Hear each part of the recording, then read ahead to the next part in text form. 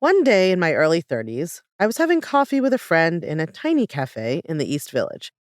We had met in college and bonded while running the Yale Women's Center, escorting at reproductive health clinics, and painting protest signs for actions against sexist frats on campus. Now we were both older and wiser. At least we thought so. And yet our confidence didn't seem to be increasing along with our age, earning power, or success. Instead, I was bemoaning the latest in a string of minor breakups with non-committal men. In a weird way, even as part of me was absolutely absorbed in this saga, insofar as we went on 3 dates, then he ghosted me as a saga, another part of me was bored to tears. I felt like my brain was split in half. One part understood that this random dude I had met on Tinder 2 weeks ago was not going to be an important player in my life, and he certainly should not be the person in charge of whether I had enough self-esteem to leave the house that week. But another part of my brain was absolutely convinced that not getting a text from this man-child meant that I was unattractive, unlovable, and destined to die alone. "I feel like I'm losing my mind," I finally exclaimed. "I know that this person doesn't really matter. And I hate that society has programmed women to believe they need to be in a relationship in order to feel okay about themselves. I don't want to believe I need to be dating someone to prove I'm attractive and good enough. And yet I cannot stop obsessing about this stupid dude." My friend nodded in commiseration. "I feel the same way about my job," she said. "Like, intellectually, I know that you can't control how other people feel about you. But I'm constantly thinking about my colleague who I think doesn't like me and why they don't like me and what I can maybe do to change their mind. It's such a waste of time and drain of energy when I'm at work, but I can't get my brain to stop thinking about it." As it turned out, she was experiencing the voice just like I was, and it was ruining her life too. What is the voice and how does it impact you?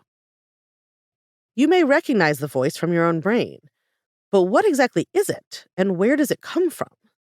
The voice is the constant self-critical soundtrack of thoughts inside your mind. You may be extremely conscious of what it says in words, or you may experience it more through the emotions it produces, a steady stream of socially programmed anxiety, guilt, shame, stress, sadness, and insecurity. It's a product of the social messages aimed at women that we absorb throughout our lives, which program us to believe that our worth and value come from how we look, what other people think of us, what we accomplish, how we behave, and whether everyone approves of us. There are so many ways these messages negatively impact our lives. For example, women are socialized to have what I call conditional self-esteem. We're only supposed to like ourselves if all the conditions society has placed on us are met, which includes looking like we are 23 years old for our whole lives and making sure everyone approves of us at all times. No big deal. Not surprisingly, in 2022 in the United States, women made up 95% of all cosmetic surgery procedure patients. Only 5% were men. As one study about body comparison put it, women are self-critical, while men are self-hopeful.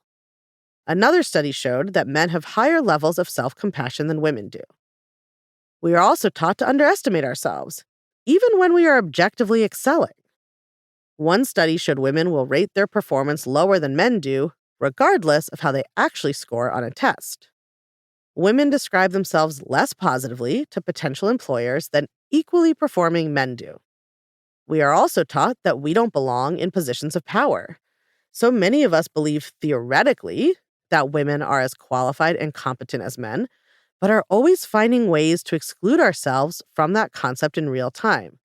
75% of executive women identify having experienced imposter syndrome at various points in their careers. Having coached so many women, I would be willing to bet that the number is actually higher than that. Because I suspect some of the 25% who don't think they have imposter syndrome would say they have accurate or self-aware thoughts about their qualifications that are actually imposter syndrome in disguise. No wonder my student Kelly once told me, "I came to coaching because my biggest issue was thinking everyone hated me. Now I've come to understand it was really how much I hated myself."